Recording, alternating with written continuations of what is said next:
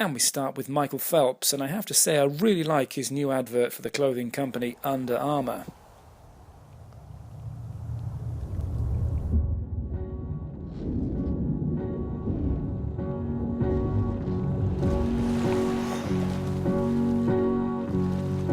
It's the last goodbye, I swear. I have known. And it really will be his last goodbye in Rio, where Phelps will be going for 4 in a row in the 100 fly and 200 medley, amongst other records. Now, he's been in action in the Pro Series in Orlando, among a host of meets around the world.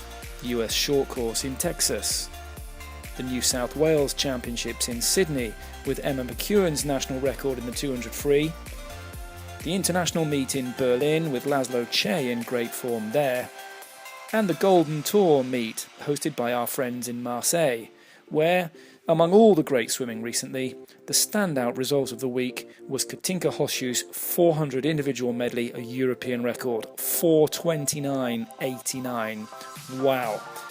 Odds on to win her first ever Olympic medal in Rio this year, and more than one probably.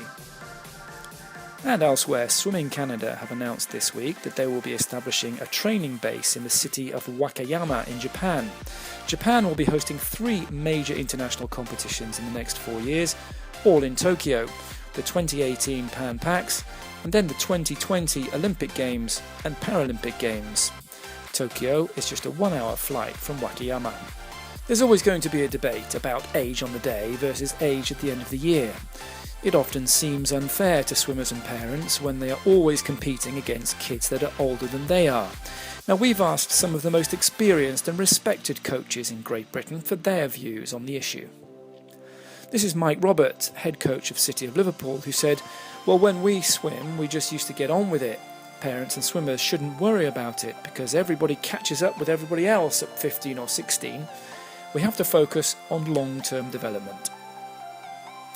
And Dave McNulty, GB senior coach, said it may be unfair when you're 13, but it all unravels as a senior. If you get beaten by someone a year older, it doesn't matter.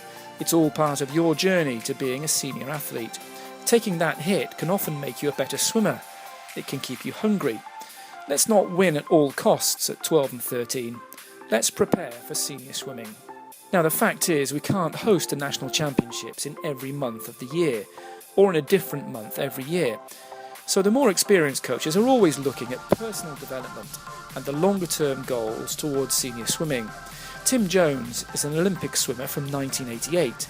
He's now British Swimming's head of performance pathway programs, which basically means moving from junior to senior swimming. I spoke with him this week, and this is what he said. Since we made the change to age on the day back in the early 2000s, research with our partners at UK Sport has found there is little real evidence that this made a positive impact for British swimming results at senior international level, nor did it add to the retention and development of our athletes. The rationale for age on the day was that it would spread out who would win the competitions in the course of the year. But the reality is that if you look at senior swimming success, your birth month isn't a major factor. Clearly, if age group nationals were always positioned in July, you will always have the same problem year after year. The kids born in August or September will be advantaged year on year. Our evidence belief is that the really good kids will always rise to the top regardless. We now select British swimmers onto our world-class programme using lots of information, and times alone are only one part of the jigsaw. We look much more holistically about how kids develop. But I do believe age on the day still has its place and can provide much needed variety to the competition calendar. Ultimately, with no compelling argument to stay with age on the day, we decided to align with the age definition used by Len and FINA to provide full alignment into international swimming. Well, our thanks to all the coaches that we've spoken to recently and last year. For all parents and swimmers, the message is clear.